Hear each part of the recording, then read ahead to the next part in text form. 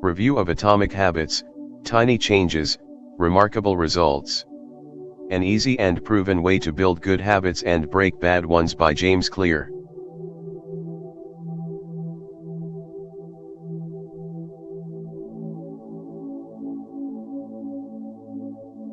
About the author James Clear.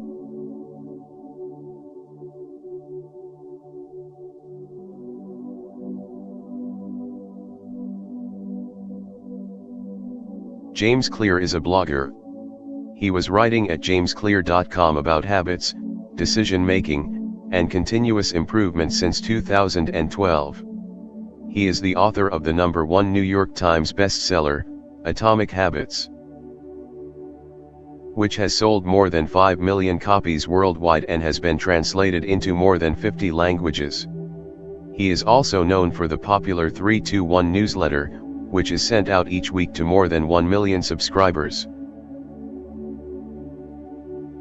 He is also a speaker at major companies such as Cisco, General Electric, Honda, Intel, LinkedIn, Lululemon, McKinsey & Company, Merrill Lynch, and many more. Weightlifter and former athlete, and contributor to Against Malaria Foundation, AMF.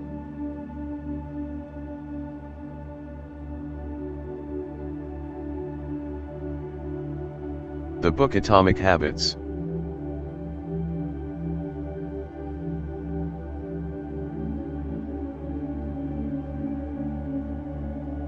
The book is 256 pages split in 7 big parts. First is, Fundamentals, Why Tiny Changes Make a Big Difference. And then the 4 laws. The first law, make it obvious. The second law, make it attractive. The third law, make it easy. The fourth law, make it satisfying. Each one detailed and explained in 3 sections. Then advanced tactics, how to go from being merely good to being truly great. And at last appendix.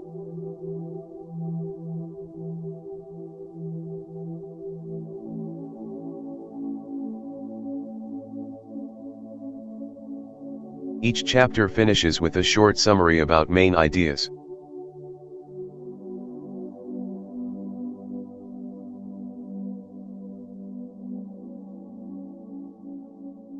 An example of chapter's summary.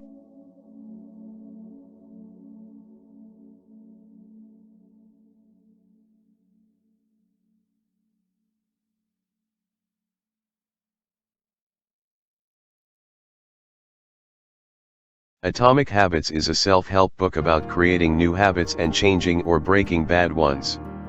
Through understanding how habits work, why it is important for your freedom and identity. Atomic Habits meanings.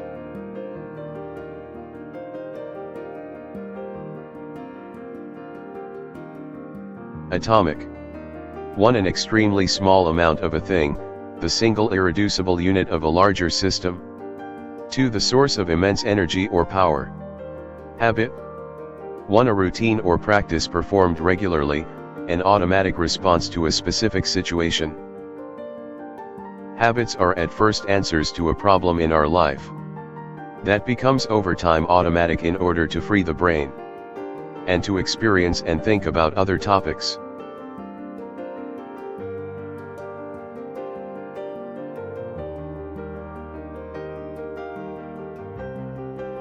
Why Atomic Habits?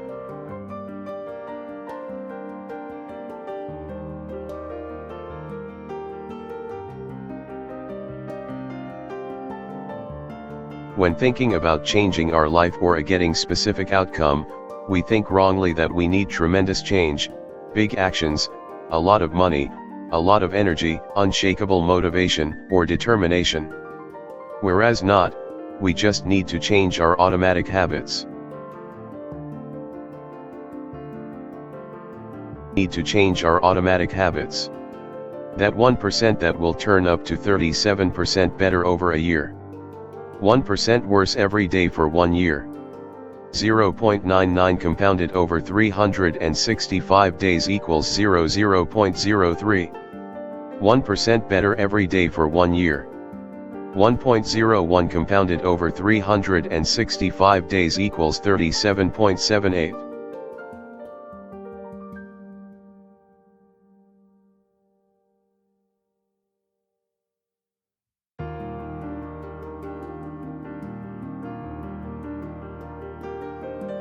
Improving by 1% isn't particularly notable, sometimes it isn't even noticeable, but it can be far more meaningful, especially in the long run.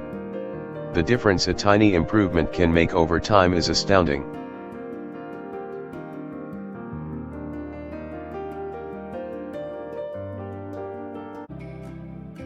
The science of how habits work.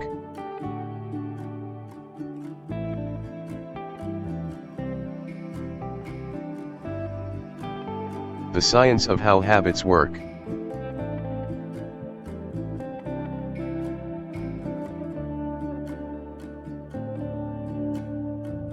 The process of building a habit can be divided into 4 simple steps: cue, craving, response, and reward. Breaking it down into these fundamental parts can help us understand what a habit is, how it works, and how to improve it.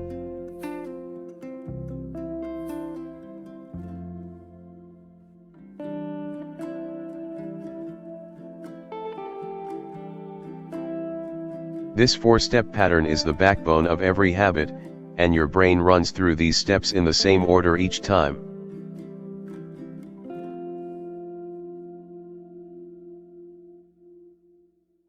The cue triggers a craving, which motivates a response, which provides a reward, which satisfies the craving and, ultimately, becomes associated with the cue. Together, these 4 steps form a neurological feedback loop: cue, craving, response, reward, cue, craving, response, reward that ultimately allows you to create automatic habits. This cycle is known as the habit loop.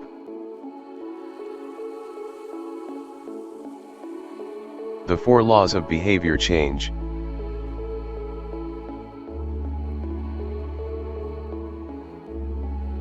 The 4 laws of behavior change.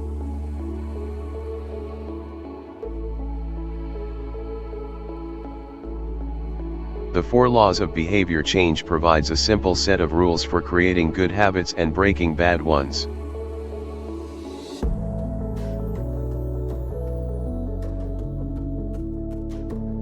How to create a good habit. The first law, cue, make it obvious. The second law, craving, make it attractive. The third law, response, make it easy. The fourth law, reward, make it satisfying. We can invert these laws to learn how to break a bad habit. How to break a bad habit. Inversion of the first law, cue, make it invisible. Inversion of the second law, craving, make it unattractive. Inversion of the third law, response, make it difficult. Inversion of the fourth law, reward, make it unsatisfying.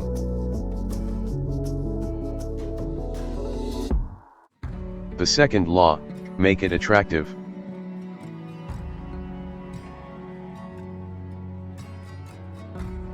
How to use temptation bundling to make your habits more attractive. Temptation bundling works by linking an action you want to do with an action you need to do. Ronan Byrne, an electrical engineering student in Dublin, Ireland, enjoyed watching Netflix, but he also knew that he should exercise more often than he did. Putting his engineering skills to use, Byrne hacked his stationary bike and connected it to his laptop and television. Then he wrote a computer program that would allow Netflix to run only if he was cycling at a certain speed. If he slowed down for too long, whatever show he was watching would pause until he started pedaling again. In Byrne's case, he bundled watching Netflix, the thing he wanted to do, with riding his stationary bike, the thing he needed to do. He was, in the words of one fan, eliminating obesity one Netflix binge at a time.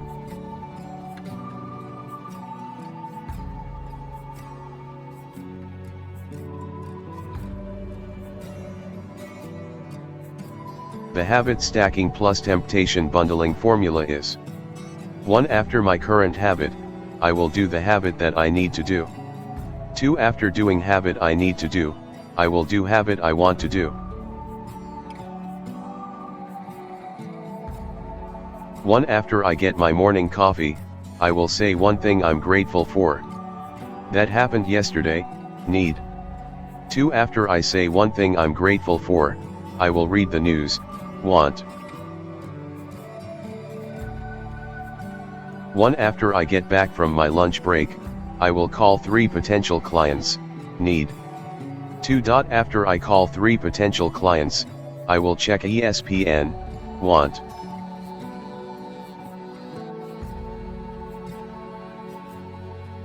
How to find and fix the causes of your bad habits.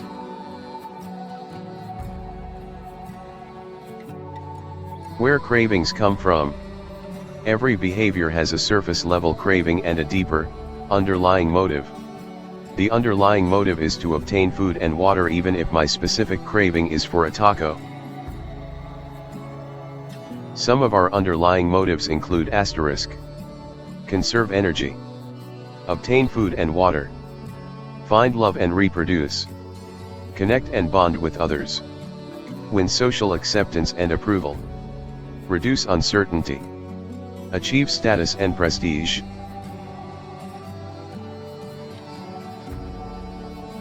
How to reprogram your brain to enjoy hard habits. You can make hard habits more attractive if you can learn to associate them with a positive experience. Sometimes, all you need is a slight mindset shift.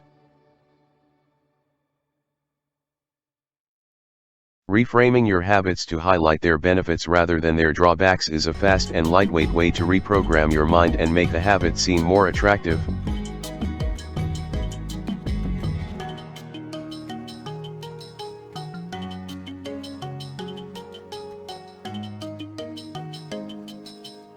Many people associate exercise with being a challenging task that drains energy and wears you down. You can just as easily view it as a way to develop skills and build you up. Instead of telling yourself I need to go run in the morning, say it's time to build endurance and get fast. Meditation. Anyone who has tried meditation for more than 3 seconds knows how frustrating it can be when the next distraction inevitably pops into your mind.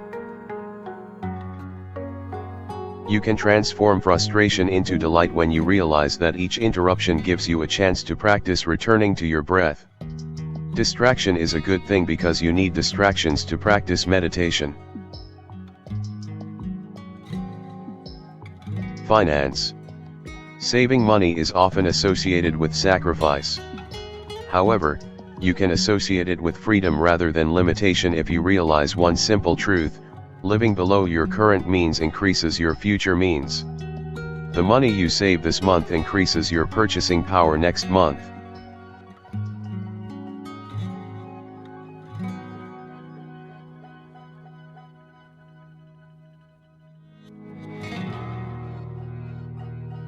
These little mindset shifts aren't magic, but they can help change the feelings you associate with a particular habit or situation.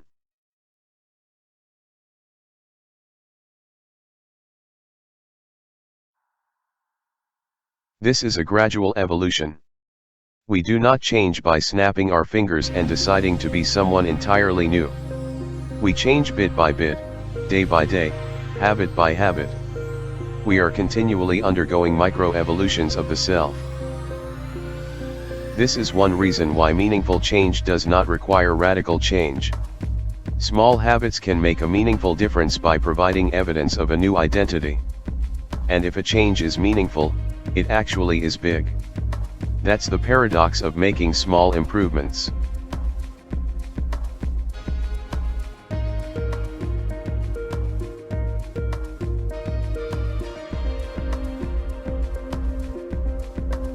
Putting this all together, you can see that habits are the path to changing your identity. The most practical way to change who you are is to change what you do.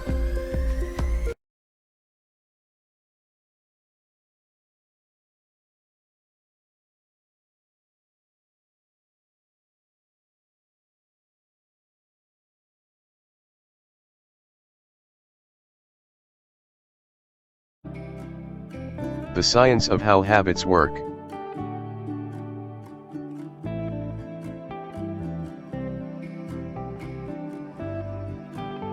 The science of how habits work.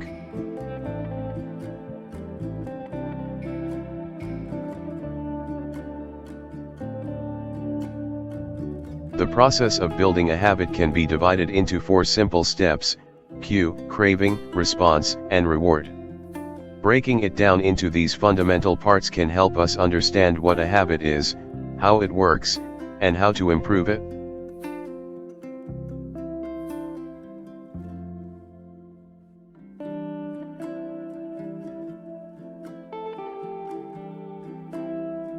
This 4-step pattern is the backbone of every habit, and your brain runs through these steps in the same order each time.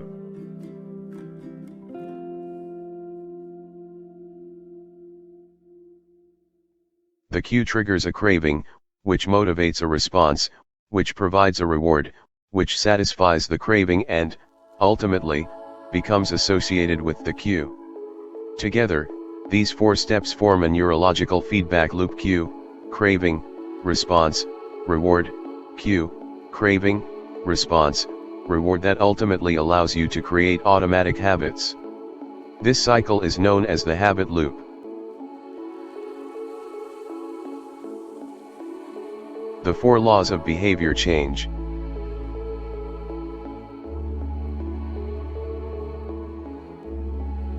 The 4 laws of behavior change.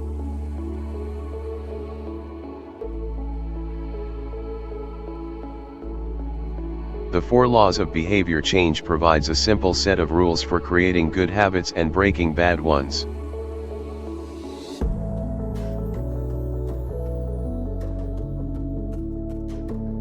How to create a good habit. The first law, cue, make it obvious. The second law, craving, make it attractive. The third law, response, make it easy. The fourth law, reward, make it satisfying. We can invert these laws to learn how to break a bad habit. How to break a bad habit. Inversion of the first law, cue, make it invisible. Inversion of the second law, craving, make it unattractive. Inversion of the third law, response, make it difficult. Inversion of the fourth law, reward, make it unsatisfying.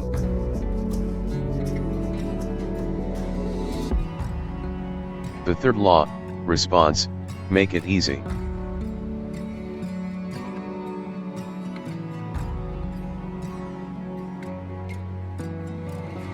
Take action, don't be in motion.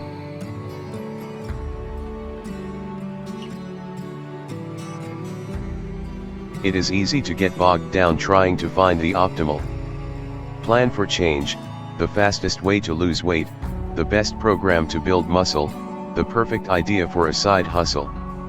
We are so focused on figuring out the best approach that we never get around to taking action. As Voltaire once wrote, the best is the enemy of the good.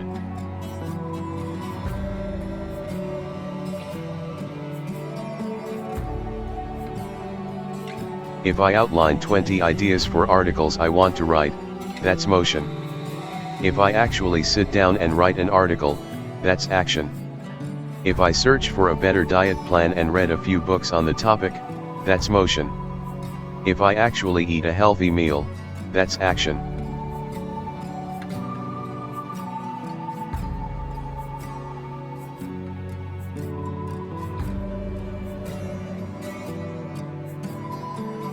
Sometimes motion is useful, but it will never produce an outcome by itself.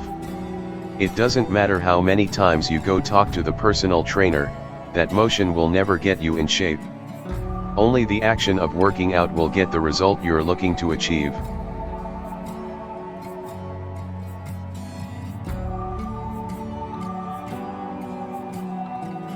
If you want to master a habit, the key is to start with repetition, not perfection.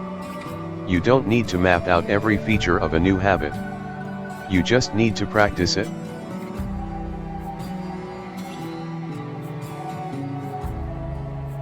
Atomichabits.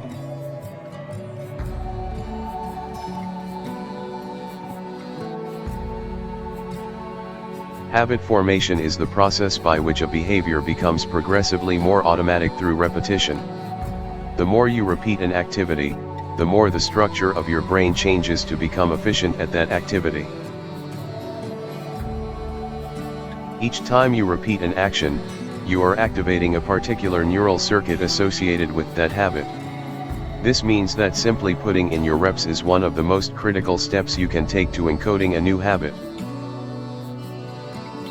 It is why the students who took tons of photos improved their skills while those who merely theorized about perfect photos did not. One group engaged in active practice, the other in passive learning. One in action, the other in motion. All habits follow a similar trajectory from effortful practice to automatic behavior, a process known as automaticity. Automaticity is the ability to perform a behavior without thinking about each step, which occurs when the non-conscious mind takes over.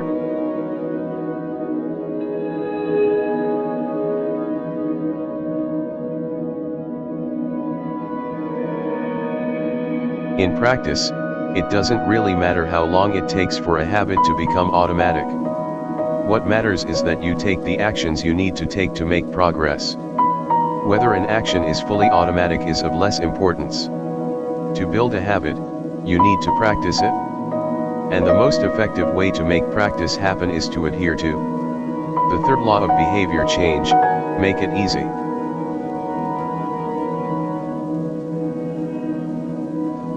The law of least effort. Every action requires a certain amount of energy. The more energy required, the less likely it is to occur. If your goal is to do 100 push-ups per day, that's a lot of energy. In the beginning, when you're motivated and excited, you can muster the strength to get started. But after a few days, such a massive effort feels exhausting. Meanwhile, sticking to the habit of doing one push-up per day requires almost no energy to get started. And the less energy a habit requires, the more likely it is to occur.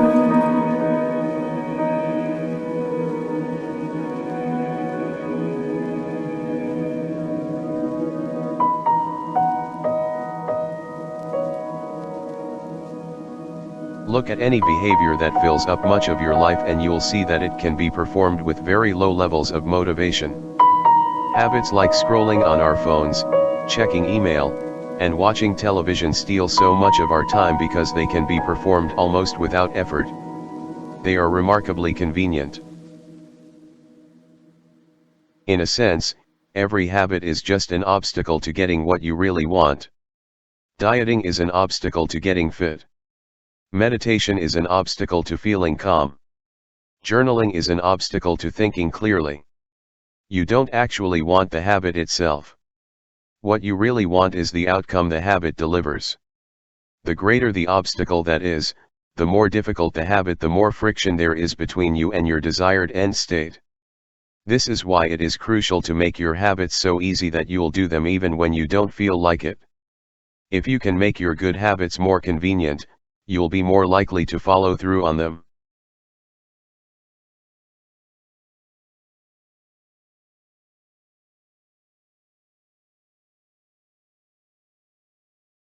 Prime your environment.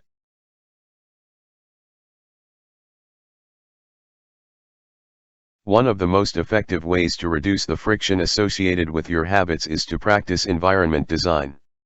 In Chapter 6, we discussed environment design as a method for making cues more obvious, but you can also optimize your environment to make actions easier. For example, when deciding where to practice a new habit, it is best to choose a place that is already along the path of your daily routine. Habits are easier to build when they fit into the flow of your life. You are more likely to go to the gym if it is on your way to work because stopping doesn't add much friction to your lifestyle. By comparison, if the gym is off the path of your normal commute even by just a few blocks now, you're going out of your way to get there.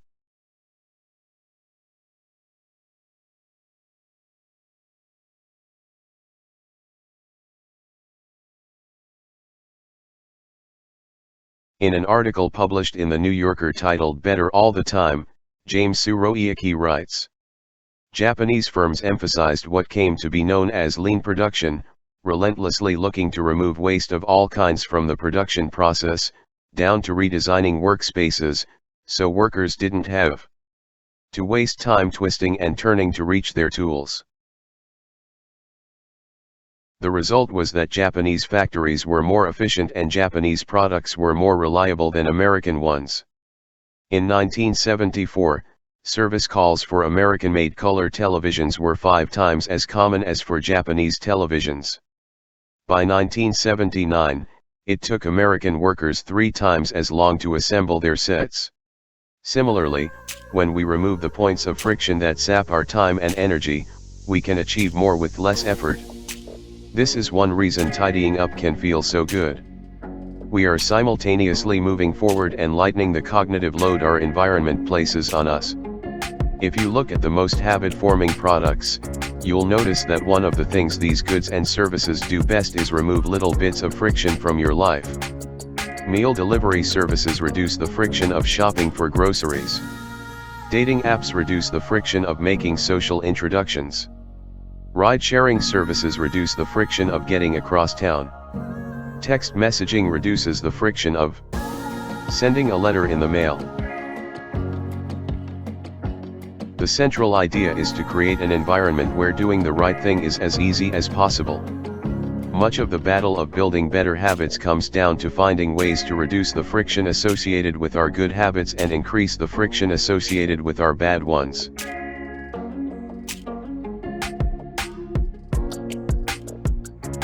Oswald Nuckols is an IT developer from Natchez, Mississippi.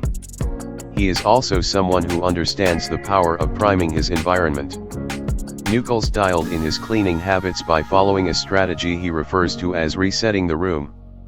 For instance, when he finishes watching television, he places the remote back on the TV stand, arranges the pillows on the couch, and folds the blanket. When he leaves his car, he throws any trash away. Whenever he takes a shower, he wipes down the toilet while the shower is warming up. As he notes, the perfect time to clean the toilet is right before you wash yourself in the shower anyway.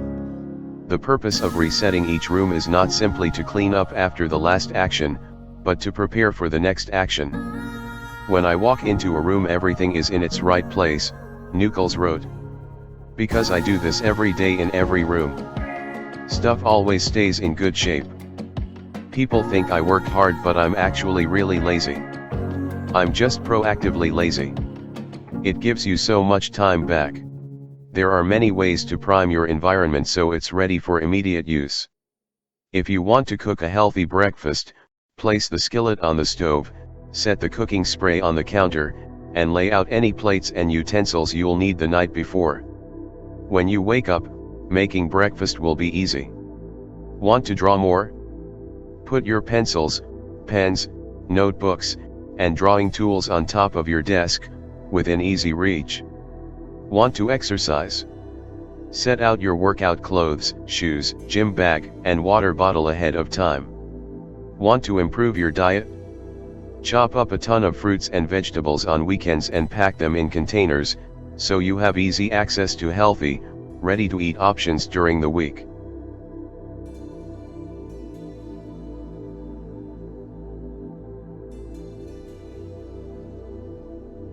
The 2-minute rule.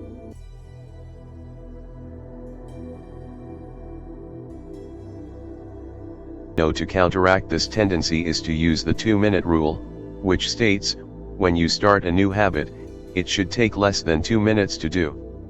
You'll find that nearly any habit can be scaled down into a 2-minute version. Read before bed each night becomes read 1 page. Do 30 minutes of yoga becomes take out my yoga mat. Study for class becomes open my notes. Fold the laundry becomes fold 1 pair of socks. Run 3 miles becomes tie my running shoes.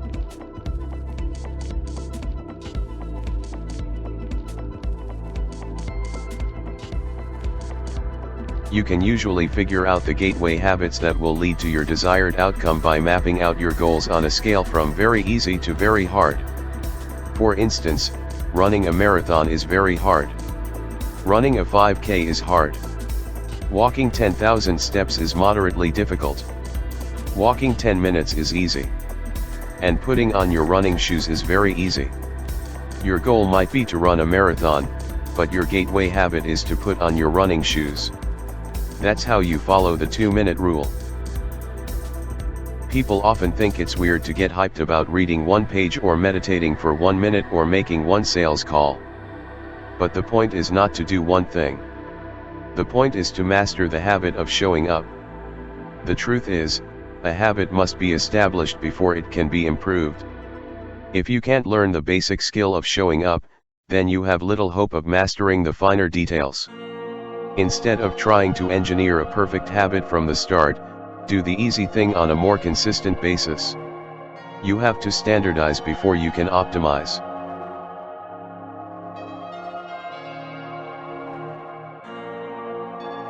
The more you ritualize the beginning of a process, the more likely it becomes that you can slip into the state of deep focus that is required to do great things.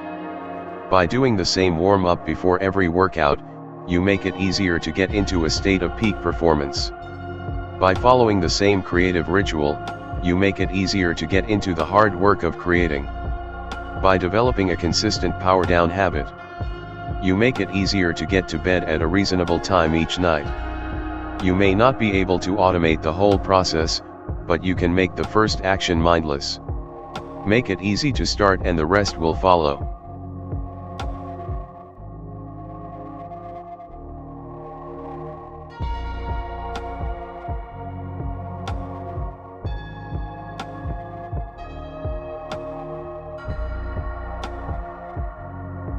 How to make good habits inevitable and bad habits impossible. Commitment device.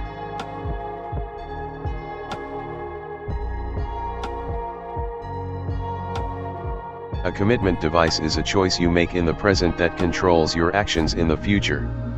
It is a way to lock in future behavior, bind you to good habits, and restrict you from bad ones.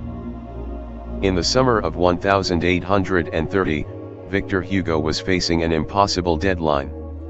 12 months earlier, the French author had promised his publisher a new book. But instead of writing, he spent that year pursuing other projects, entertaining guests, and delaying his work.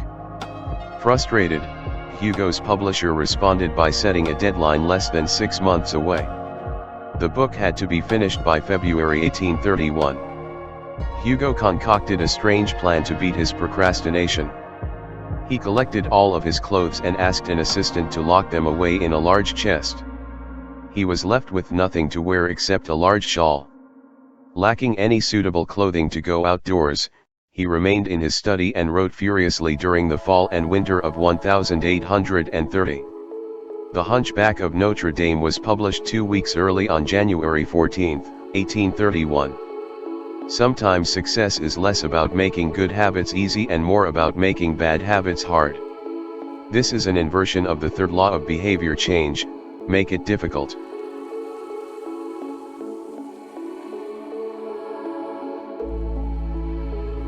As another example, my friend and fellow habits expert Nir Eyal purchased an outlet timer, which is an adapter that he plugged in between his internet router and the power outlet. At 10 p.m. each night, the outlet timer cuts off the power to the router. When the internet goes off, everyone knows it is time to go to bed. Commitment devices increase the odds that you'll do the right thing in the future by making bad habits difficult in the present. However, we can do even better. We can make good habits inevitable and bad habits impossible.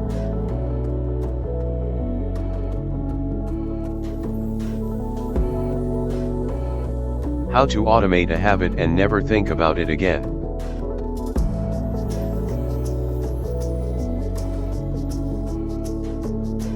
When you automate as much of your life as possible, you can spend your effort on the tasks machines cannot do yet.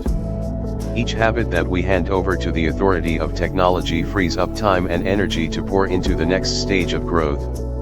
As mathematician and philosopher Alfred North Whitehead wrote, civilization advances by extending the number of operations we can perform without thinking about them.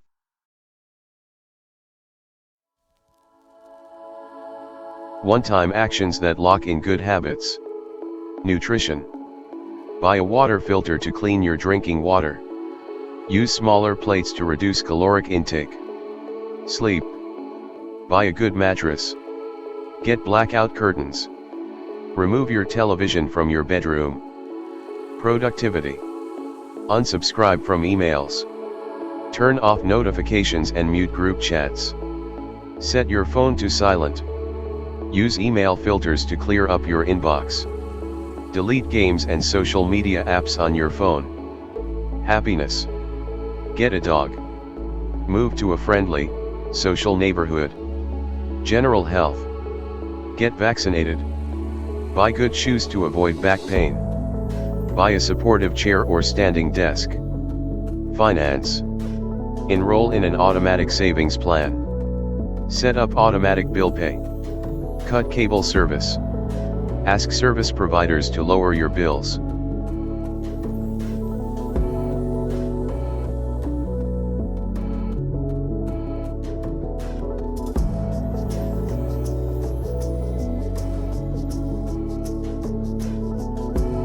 Of course, the power of technology can work against us as well. Binge watching becomes a habit because you have to put more effort in to stop looking at the screen than to continue doing so. Instead of pressing a button to advance to the next episode, Netflix or YouTube will autoplay it for you. All you have to do is keep your eyes open.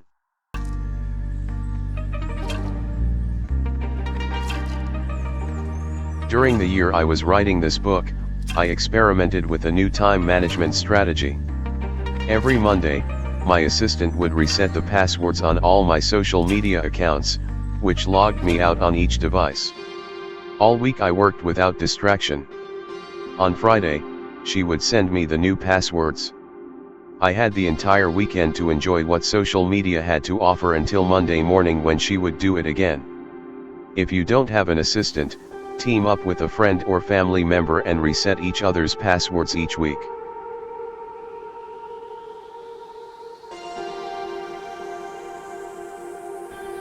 One of the biggest surprises was how quickly I adapted. Within the first week of locking myself out of social media, I realized that I didn't need to check it nearly as often as I had been, and I certainly didn't need it each day. It had simply been so easy that it had become the default. Once my bad habit became impossible, I discovered that I did actually have the motivation to work on more meaningful tasks. After I removed the mental candy from my environment, it became much easier to eat the healthy stuff.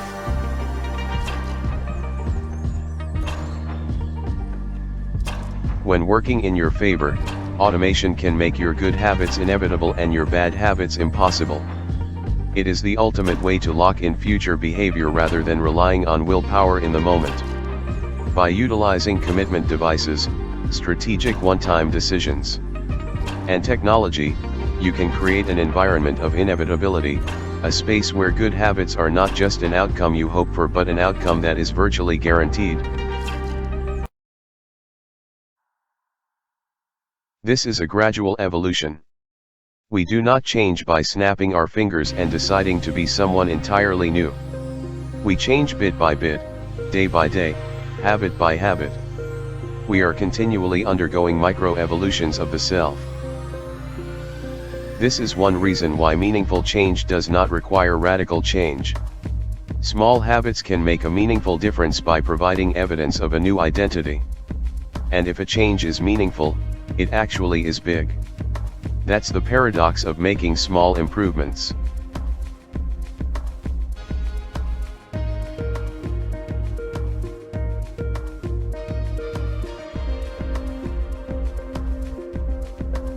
Putting this all together, you can see that habits are the path to changing your identity.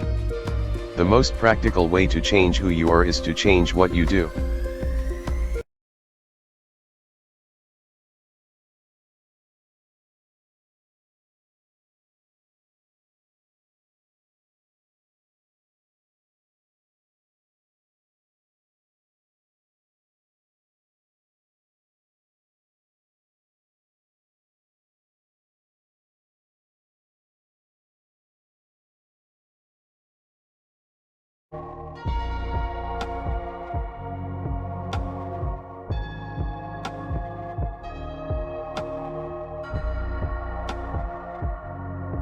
How to make good habits inevitable and bad habits impossible. Commitment device.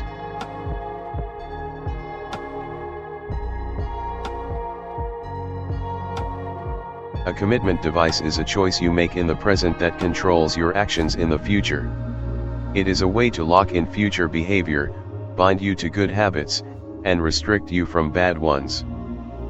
In the summer of 1830, Victor Hugo was facing an impossible deadline. 12 months earlier, the French author had promised his publisher a new book. But instead of writing, he spent that year pursuing other projects, entertaining guests, and delaying his work. Frustrated, Hugo's publisher responded by setting a deadline less than 6 months away. The book had to be finished by February 1831. Hugo concocted a strange plan to beat his procrastination. He collected all of his clothes and asked an assistant to lock them away in a large chest. He was left with nothing to wear except a large shawl. Lacking any suitable clothing to go outdoors, he remained in his study and wrote furiously during the fall and winter of 1830. The Hunchback of Notre Dame was published 2 weeks early on January 14, 1831. Sometimes success is less about making good habits easy and more about making bad habits hard. This is an inversion of the third law of behavior change: make it difficult.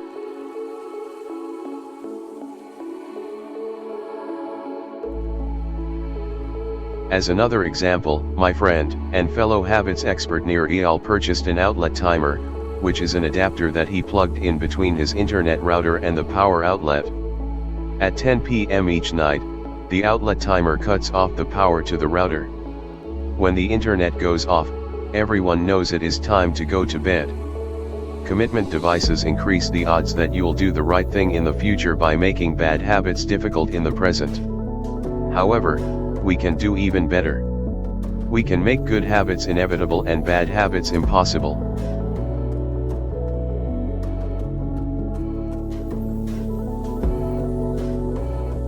How to automate a habit and never think about it again.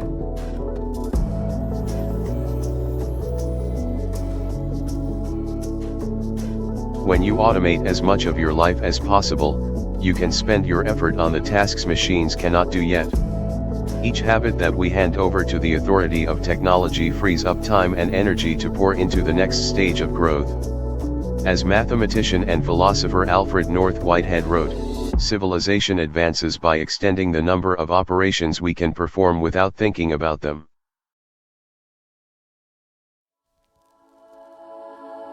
One-time actions that lock in good habits. Nutrition. Buy a water filter to clean your drinking water. Use smaller plates to reduce caloric intake. Sleep. Buy a good mattress. Get blackout curtains. Remove your television from your bedroom. Productivity. Unsubscribe from emails. Turn off notifications and mute group chats. Set your phone to silent. Use email filters to clear up your inbox. Delete games and social media apps on your phone. Happiness. Get a dog. Move to a friendly, social neighborhood. General health. Get vaccinated. Buy good shoes to avoid back pain. Buy a supportive chair or standing desk. Finance. Enroll in an automatic savings plan. Set up automatic bill pay. Cut cable service. Ask service providers to lower your bills.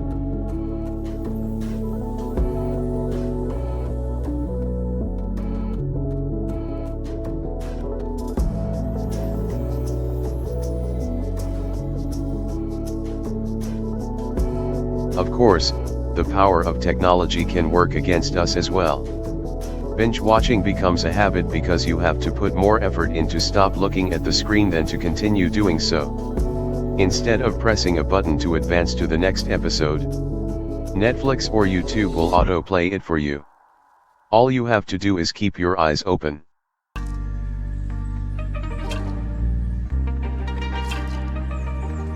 During the year I was writing this book, I experimented with a new time management strategy. Every Monday, my assistant would reset the passwords on all my social media accounts, which logged me out on each device. All week I worked without distraction. On Friday, she would send me the new passwords. I had the entire weekend to enjoy what social media had to offer until Monday morning when she would do it again. If you don't have an assistant, team up with a friend or family member and reset each other's passwords each week.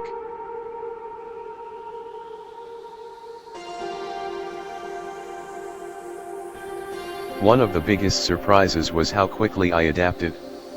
Within the first week of locking myself out of social media, I realized that I didn't need to check it nearly as often as I had been, and I certainly didn't need it each day.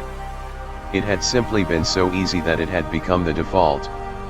Once my bad habit became impossible, I discovered that I did actually have the motivation to work on more meaningful tasks.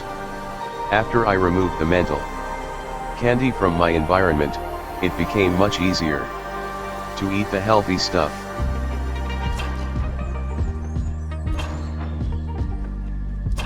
When working in your favor, automation can make your good habits inevitable and your bad habits impossible. It is the ultimate way to lock in future behavior rather than relying on willpower in the moment. By utilizing commitment devices, strategic one-time decisions, and technology, you can create an environment of inevitability, a space where good habits are not just an outcome you hope for but an outcome that is virtually guaranteed. This is a gradual evolution. We do not change by snapping our fingers and deciding to be someone entirely new. We change bit by bit, day by day, habit by habit. We are continually undergoing micro-evolutions of the self. This is one reason why meaningful change does not require radical change. Small habits can make a meaningful difference by providing evidence of a new identity. And if a change is meaningful, it actually is big. That's the paradox of making small improvements.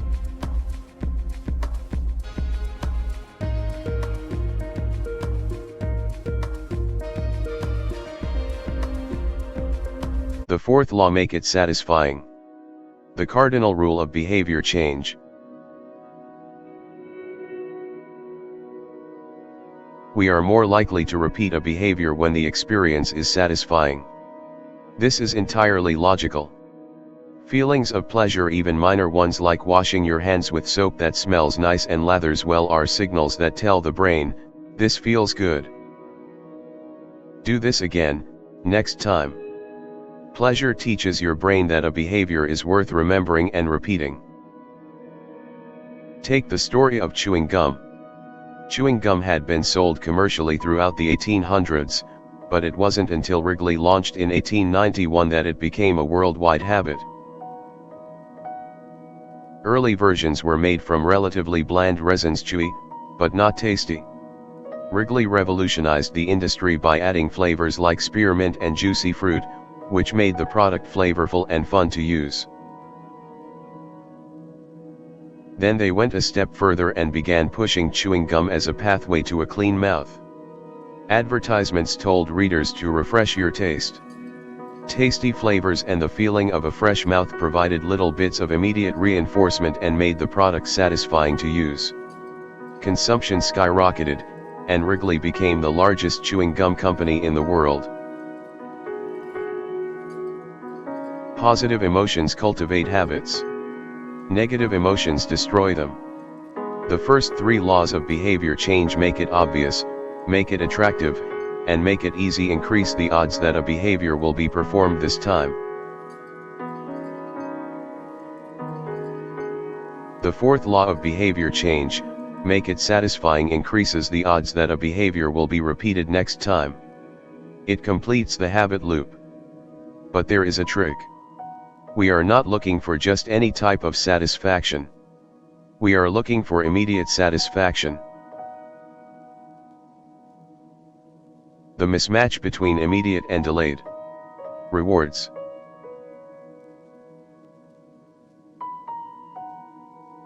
With our bad habits, the immediate outcome usually feels good, but the ultimate outcome feels bad. With good habits, it is the reverse. The immediate outcome is unenjoyable, but the ultimate outcome feels good. The French economist Frédéric Bastiat explained the problem clearly when he wrote, "It almost always happens that when the immediate consequence is favorable, the later consequences are disastrous, and vice versa. Often, the sweeter the first fruit of a habit, the more bitter are its later fruits." When you make a plan to lose weight, write a book, or learn a language, you are actually making plans for your future self. And when you envision what you want your life to be like, it is easy to see the value in taking actions with long-term benefits. We all want better lives for our future selves. However, when the moment of decision arrives, instant gratification usually wins. You are no longer making a choice for future you, who dreams of being fitter or wealthier or happier. You are choosing for present you, who wants to be full, pampered, and entertained. As a general rule, the more immediate pleasure you get from an action, the more strongly you should question whether it aligns with your long-term goals. The road less traveled is the road of delayed gratification. If you're willing to wait for the rewards, you'll face less competition and often get a bigger payoff. As the saying goes, the last mile is always the least crowded.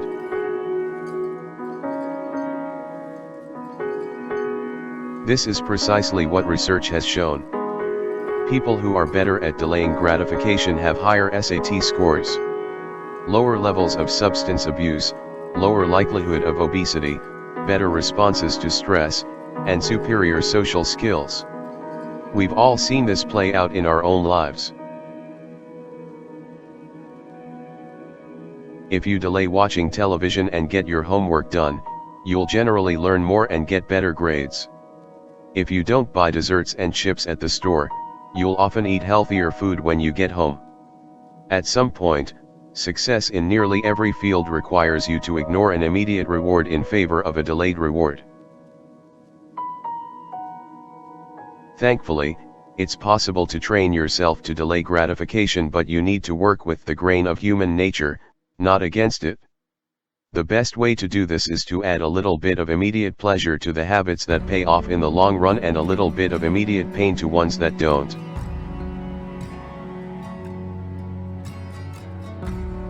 How to turn instant gratification to your advantage?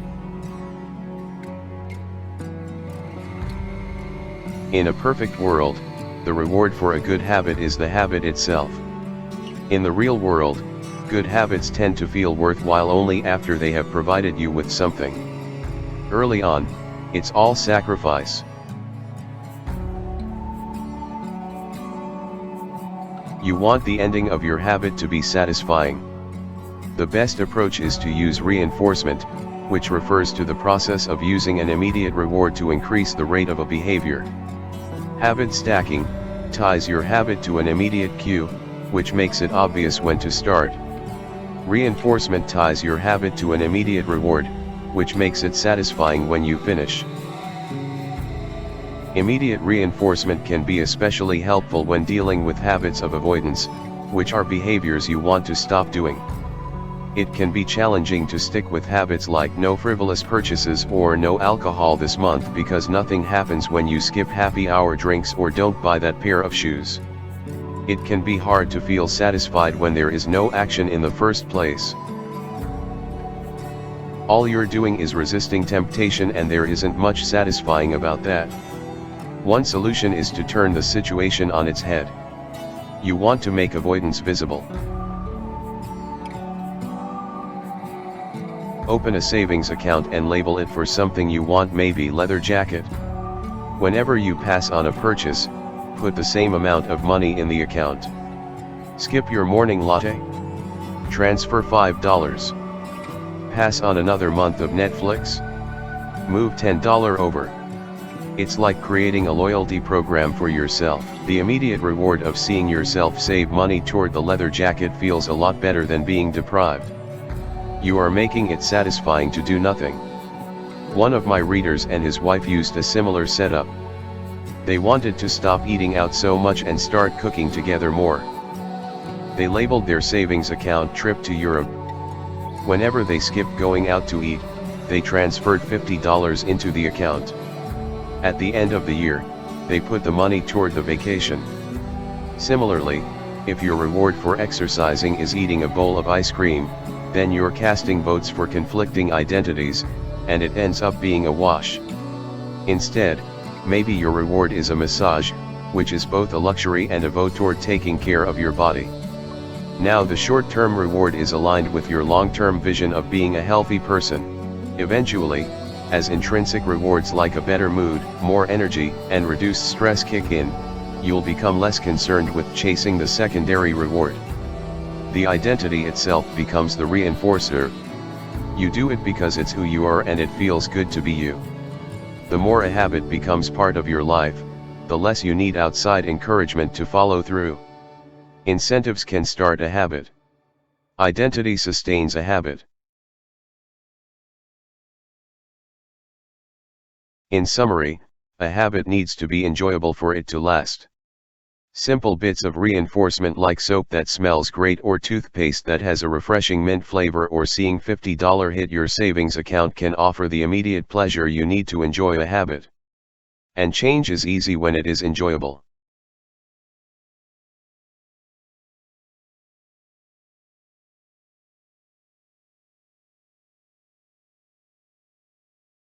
How to stick with good habits every day.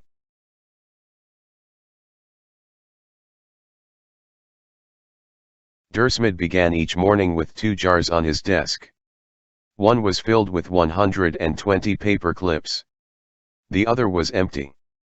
As soon as he settled in each day, he would make a sales call. Immediately after, he would move one paper clip from the full jar to the empty jar and the process would begin again. Every morning I would start with 120 paper clips in one jar and I would keep dialing the phone until I had moved them all to the second jar, he told me. Within 18 months, Dermot was bringing in $5 million to the firm. By age 24, he was making $75,000 per year, the equivalent of $125,000 today. Not long after, he landed a 6-figure job with another company. Making progress is satisfying, and visual measures like moving paper clips or hairpins or marbles provide clear evidence of your progress. As a result, they reinforce your behavior and add a little bit of immediate satisfaction to any activity. Visual measurement comes in many forms: food journals, workout logs, loyalty punch cards, the progress bar on a software download, even the page numbers in a book. But perhaps the best way to measure your progress is with a habit tracker.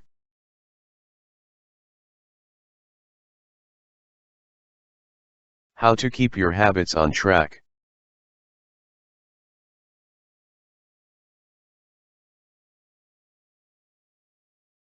A habit tracker is a simple way to measure whether you did a habit. The most basic format is to get a calendar and cross off each day you stick with your routine. For example, if you meditate on Monday, Wednesday, and Friday, each of those dates gets an X. As time rolls by, the calendar becomes a record of your habit streak. Jerry Seinfeld reportedly uses a habit tracker to stick with his streak of writing jokes. In the documentary Comedian, he explains that his goal is simply to never break the chain of writing jokes every day. In other words, he is not focused on how good or bad a particular joke is or how inspired he feels.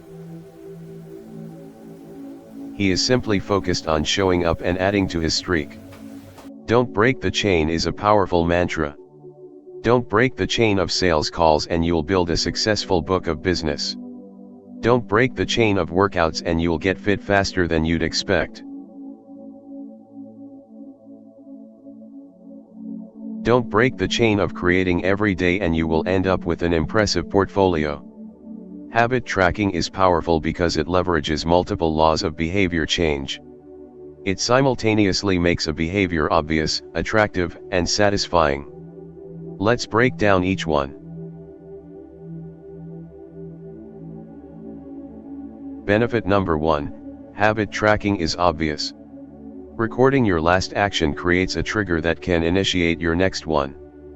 Habit tracking naturally builds a series of visual cues like the streak of X's on your calendar or the list of meals in your food log. When you look at the calendar and see your streak, you'll be reminded to act again. Research has shown that people who track their progress on goals like losing weight, quitting smoking, and lowering blood pressure are all more likely to improve than those who don't. One study of more than 1,600 people found that those who kept a daily food log lost twice as much weight as those who did not. The mere act of tracking a behavior can spark the urge to change it. Habit tracking also keeps you honest.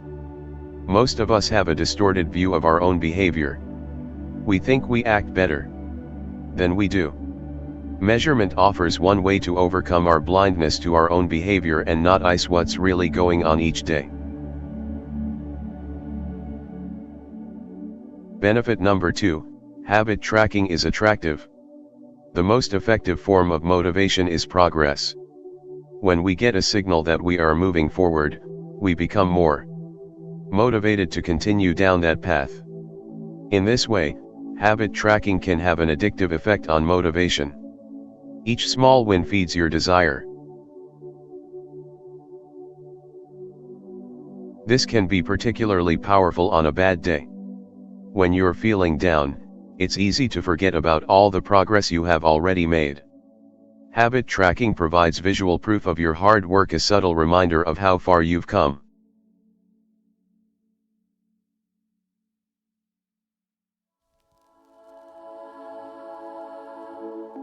Benefit number 3, habit tracking is satisfying. This is the most crucial benefit of all. Tracking can become its own form of reward. It is satisfying to cross an item off your to-do list, to complete an entry in your workout log, or to mark an X on the calendar. It feels good to watch your results grow, the size of your investment portfolio, the length of your book manuscript, and if it feels good, then you're more likely to endure. Habit tracking also helps keep your eye on the ball. You're focused on the process rather than the result. You're not fixated on getting six-pack abs, you're just trying to keep the streak alive and become the type of person who doesn't miss workouts. How to recover quickly when your habits break down?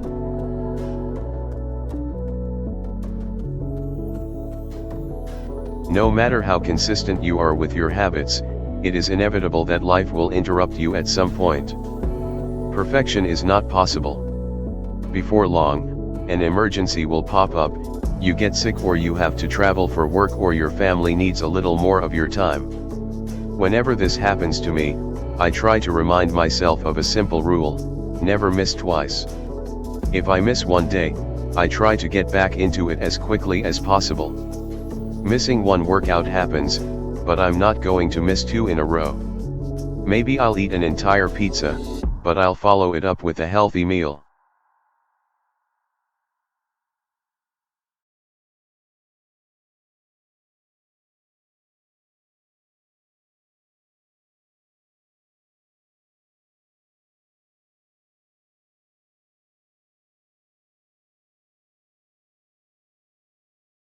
This is a distinguishing feature between winners and losers. Anyone can have a bad performance, a bad workout, or a bad day at work. But when successful people fail, they rebound quickly. The breaking of a habit doesn't matter if the reclaiming of it is fast.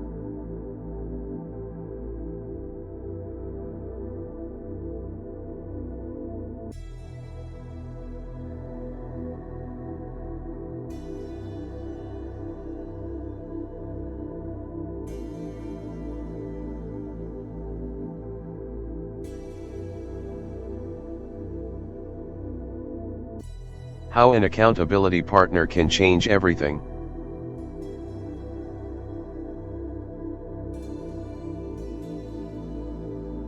Just as we are more likely to repeat an experience when the ending is satisfying, We are also more likely to avoid an experience when the ending is painful. Pain is an effective teacher. If a failure is painful, it gets fixed. If a failure is relatively painless, it gets ignored. The more immediate and more costly a mistake is, the faster you will learn from it. The threat of a bad review forces a plumber to be good at his job.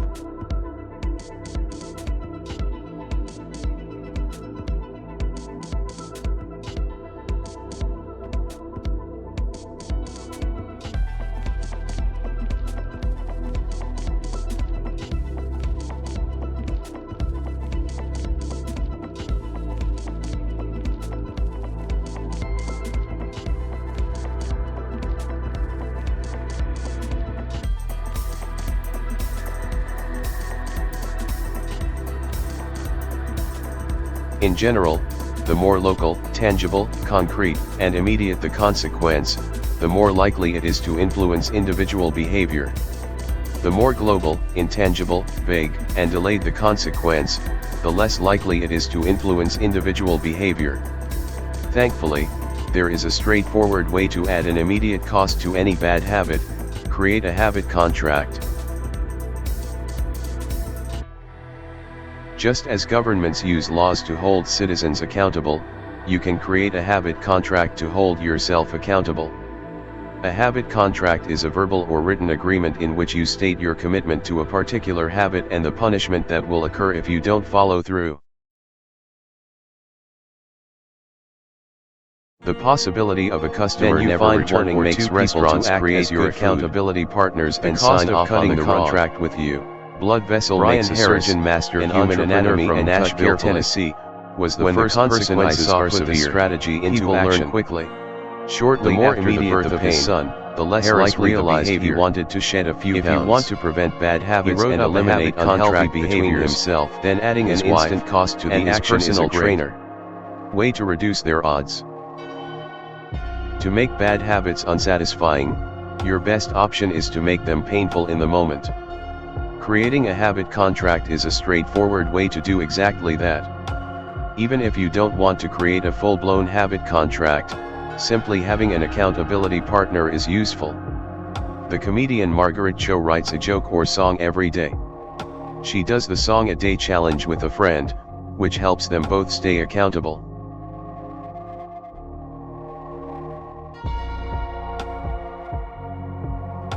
Knowing that someone is watching can be a powerful motivator. You are less likely to procrastinate or give up. Because there is an immediate cost. If you don't follow through, perhaps, they'll see you as untrustworthy or lazy.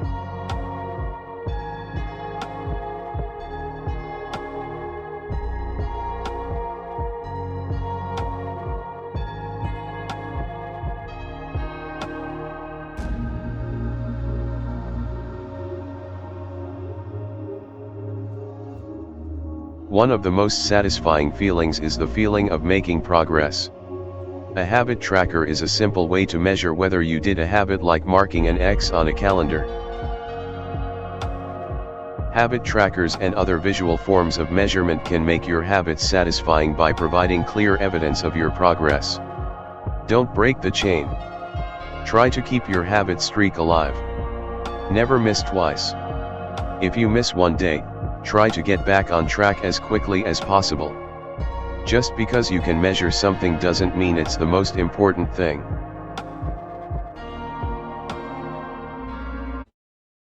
The downside of creating good habits.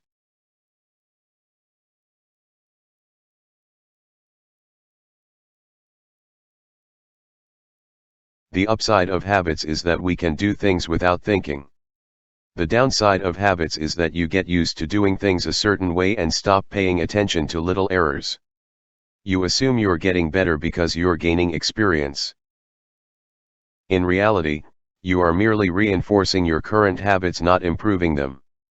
In fact, some research has shown that once a skill has been mastered, there is usually a slight decline in performance over time. Habits are necessary, but not sufficient for mastery. What you need is a combination of automatic habits and deliberate practice. Habits plus deliberate practice equals mastery.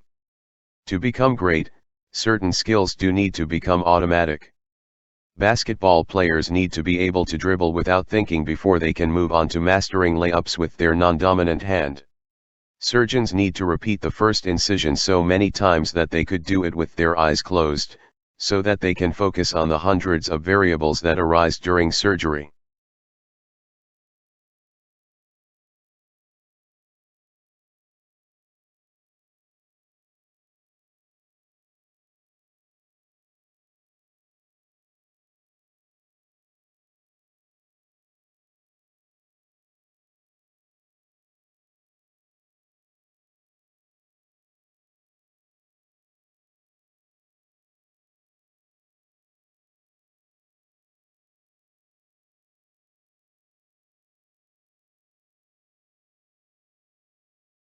How to review your habits and make adjustments.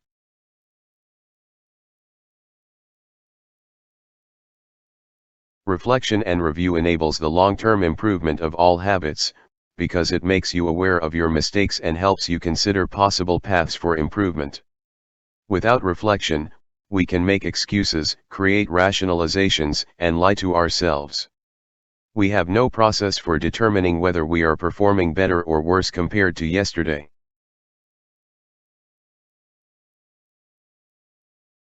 Top performers in all fields engage in various types of reflection and review, and the process doesn't have to be complex. Kenyan runner Eliud Kipchoge is one of the greatest marathoners of all time and an Olympic gold medalist. He still takes notes after every practice in which he reviews his training for the day and searches for areas that can be improved.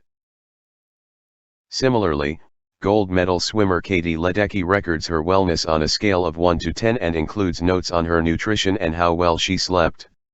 She also records the times posted by other swimmers. At the end of each week, her coach goes over her notes and adds his thoughts. Improvement is not just about learning habits, it's also about fine-tuning them. Reflection and review ensures that you spend your time on the right things and make course corrections whenever necessary, like Pat Riley adjusting the effort of his players on a nightly basis. You don't want to keep practicing a habit if it becomes ineffective. Personally, I employ two primary modes of reflection and review. Each December, I perform an annual review, in which I reflect on the previous year. I tally my habits for the year by counting up how many articles I published, how many workouts I put in, how many new places I visited, and more. Then, I reflect on my progress or lack thereof by answering 3 questions. 1. What went well this year? 2. What didn't go so well this year? 3. What did I learn? 6 months later, when summer rolls around, I conduct an integrity report. Like everyone, I make a lot of mistakes. My integrity report helps me realize where I went wrong and motivates me to get back on course. I use it as a time to revisit my core values and consider whether I have been living in accordance with them. This is when I reflect on my identity and how I can work toward being the type of person I wish to become. My yearly integrity report answers 3 questions. 1. What are the core values that drive my life and work? 2. How am I living and working with integrity right now? 3. How can I set a higher standard in the future? These 2 reports don't take very long, just a few hours per year, but they are crucial periods of refinement. They prevent the gradual slide that happens when I don't pay close attention. They provide an annual reminder to revisit my desired identity and consider how my habits are helping me become the type of person I wish to be. They indicate when I should upgrade my habits and take on new challenges, and when I should dial my efforts back and focus on the fundamentals.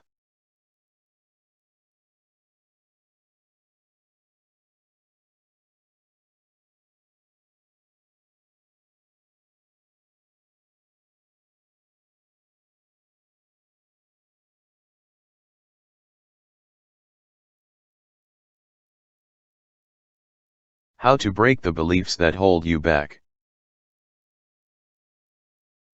In the beginning, repeating a habit is essential to build up evidence of your desired identity.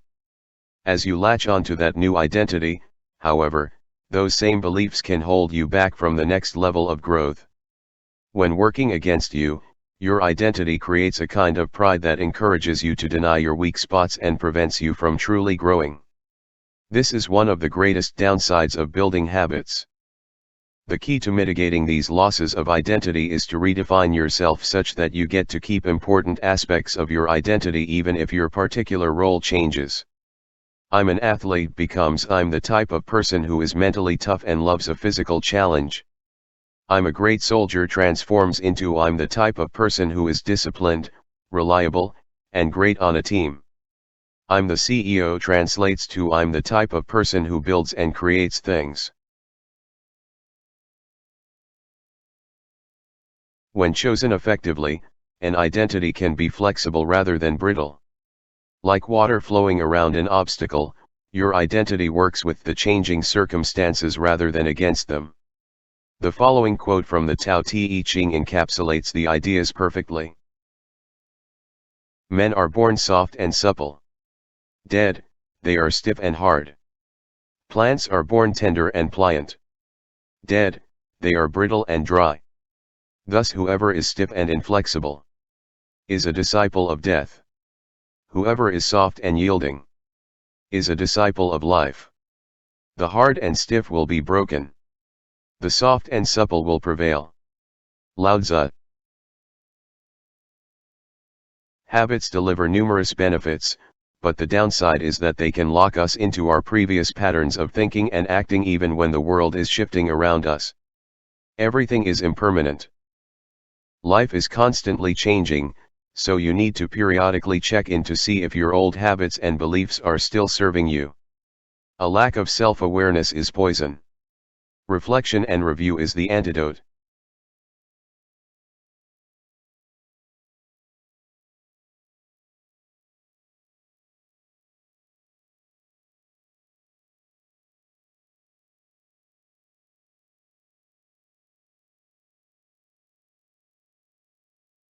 Conclusion: the secret to results that last. This is a continuous process. There is no finish line. There is no permanent solution. Whenever you're looking to improve, you can rotate through the 4 laws of behavior change until you find the next bottleneck. Make it obvious. Make it attractive. Make it easy. Make it satisfying. Round and round. Always looking for the next way to get 1% better. The secret to getting results that last is to never stop making improvements. It's remarkable what you can build if you just don't stop. It's remarkable the business you can build if you don't stop working. It's remarkable the body you can build if you don't stop training. It's remarkable the knowledge you can build if you don't stop learning. It's remarkable the fortune you can build if you don't stop saving. It's remarkable the friendships you can build if you don't stop caring. Small habits don't add up. They compound. That's the power of atomic habits. Tiny changes. Remarkable results.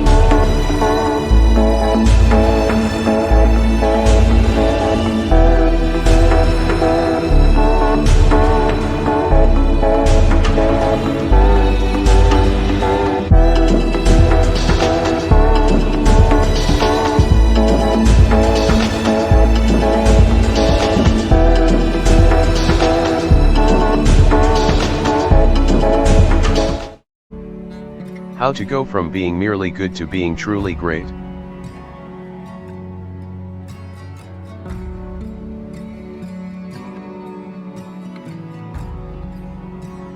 The truth about talent, when genes matter and when they don't.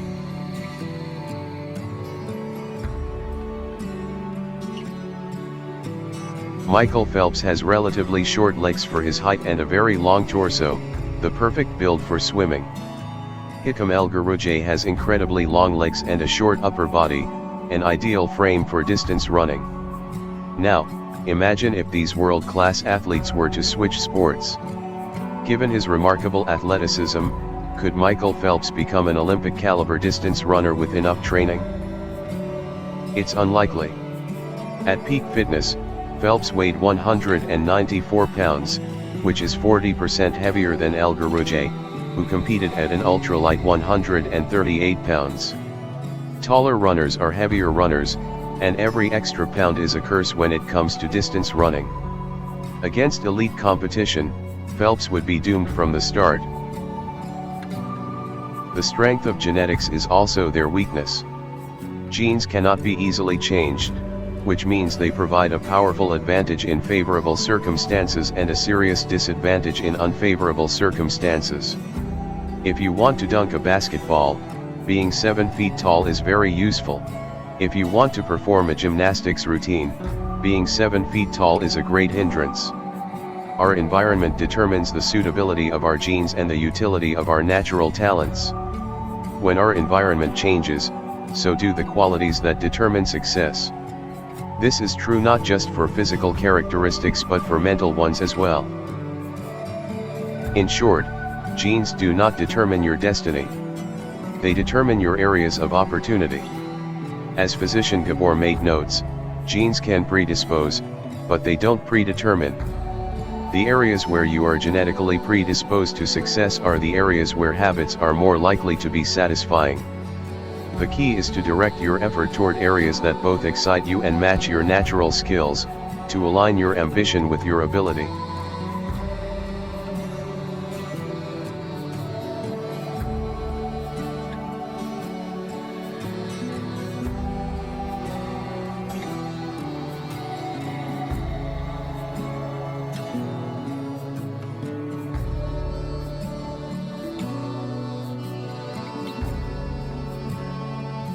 How your personality influences your habits. Your genes are operating beneath the surface of every habit. Indeed, beneath the surface of every behavior. Genes have been shown to influence everything from the number of hours you spend watching television to your likelihood to marry or divorce to your tendency to get addicted to drugs, alcohol, or nicotine. There's a strong genetic component to how obedient or rebellious you are when facing authority, how vulnerable or resistant you are to stressful events, how proactive or reactive you tend to be, and even how captivated or bored you feel during sensory experiences like attending a concert.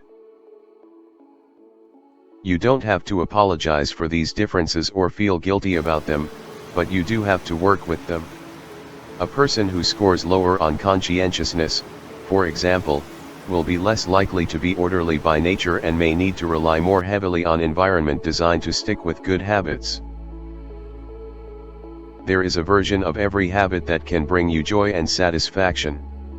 Find it. Habits need to be enjoyable if they are going to stick. This is the core idea behind the fourth law. Tailoring your habits to your personality is a good start, but this is not the end of the story. Let's turn our attention to finding and designing situations where you're at a natural advantage.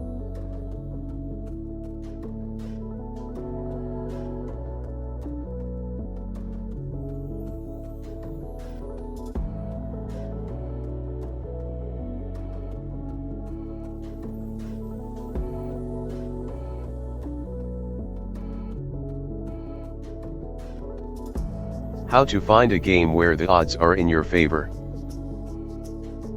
Learning to play a game where the odds are in your favor is critical for maintaining motivation and feeling successful. In theory, you can enjoy almost anything. In practice, you are more likely to enjoy the things that come easily to you. People who are talented in a particular area tend to be more competent at that task and are then praised for doing a good job. They stay energized because they are making progress where others have failed, and because they get rewarded with better pay and bigger opportunities, which not only makes them happier but also propels them to produce even higher quality work. It's a virtuous cycle. Pick the right habit and progress is easy. Pick the wrong habit and life is a struggle. At some point, you need to make sure you're playing the right game for your skill set. How do you figure that out? The most common approach is trial and error. Of course, there's a problem with this strategy: life is short. You don't have time to try every career, date every eligible bachelor, or play every musical instrument.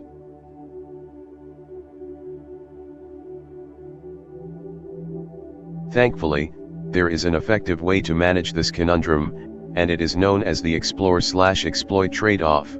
In the beginning of a new activity, there should be a period of exploration. In relationships, it's called dating. In college, it's called the liberal arts. In business, it's called split testing. The goal is to try out many possibilities, research a broad range of ideas, and cast a wide net. After this initial period of exploration, shift your focus to the best solution you've found, but keep experimenting occasionally. If you are currently winning, you exploit, exploit, exploit. If you are currently losing, you continue to explore, explore, explore.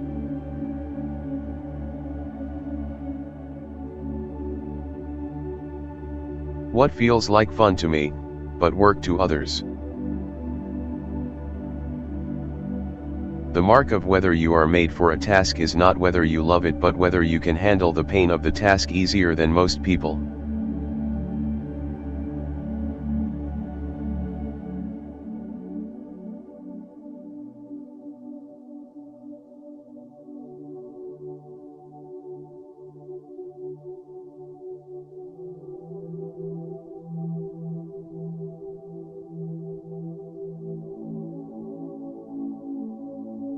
What comes naturally to me?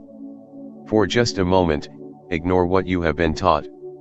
Ignore what society has told you. Ignore what others expect of you. Look inside yourself and ask, what feels natural to me? When have I felt alive? When have I felt like the real me? No internal judgments or people-pleasing. No second-guessing or self-criticism. Just feelings of engagement and enjoyment. Whenever you feel authentic and genuine, you are headed in the right direction.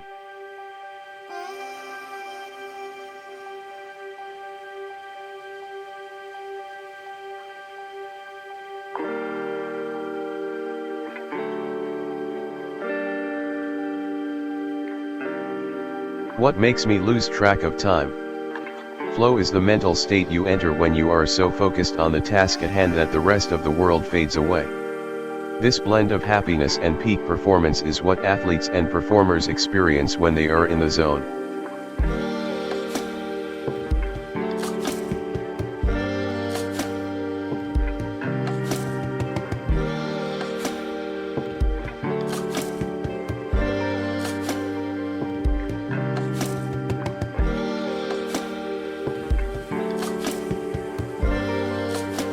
Where do I get greater returns than the average person? We are continually comparing ourselves to those around us, and a behavior is more likely to be satisfying when the comparison is in our favor.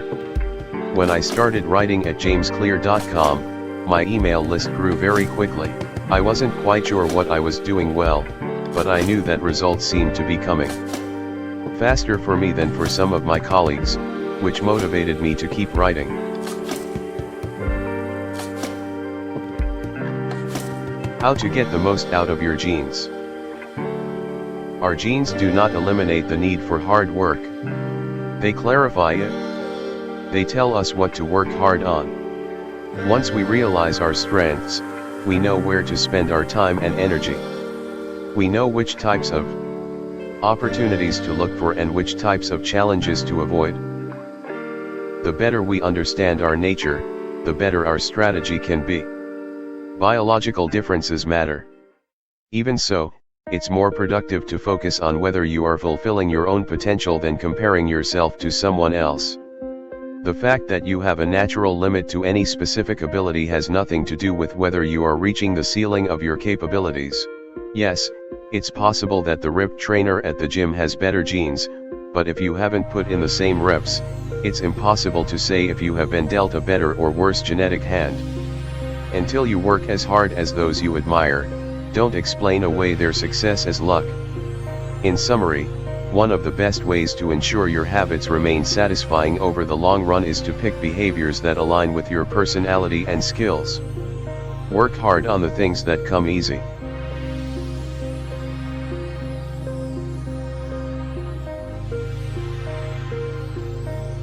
The Goldilocks Rule: How to stay motivated in life and work.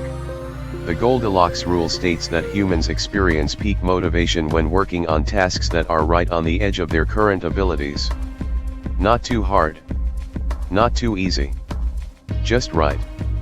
Once a habit has been established, however, it's important to continue to advance in small ways. These little improvements and new challenges keep you engaged.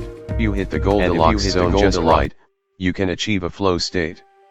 A flow state is the experience of being in the zone and fully immersed in an activity. Scientists have tried to quantify this feeling. They found that to achieve a state of flow, a task must be roughly 4% beyond your current ability. In real life, it's typically not feasible to quantify the difficulty of an action in this way. But the core idea of the Goldilocks rule remains: working on challenges of just manageable difficulty, something on the perimeter of your ability, seems crucial for maintaining motivation.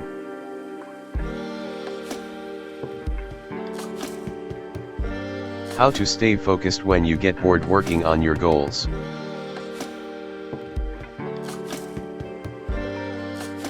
What's the difference between the best athletes and everyone else? I asked. What do the really successful people do that most don't? He mentioned the factors you might expect: genetics, luck, talent. But then he said something I wasn't expecting: at some point it comes down to who can handle the boredom of training every day, doing the same lifts over and over and over. The greatest threat to success is not failure but boredom. We get bored with habits because they stop delighting us. The outcome becomes expected. And as our habits become ordinary, we start derailing our progress to seek novelty. Perhaps this is why we get caught up in a never-ending cycle, jumping from one workout to the next, one diet to the next, one business idea to the next. As soon as we experience the slightest dip in motivation, we begin seeking a new strategy even if the old one was still working. As Machiavelli noted, men desire novelty to such an extent that those who are doing well wish for a change as much as those who are doing badly.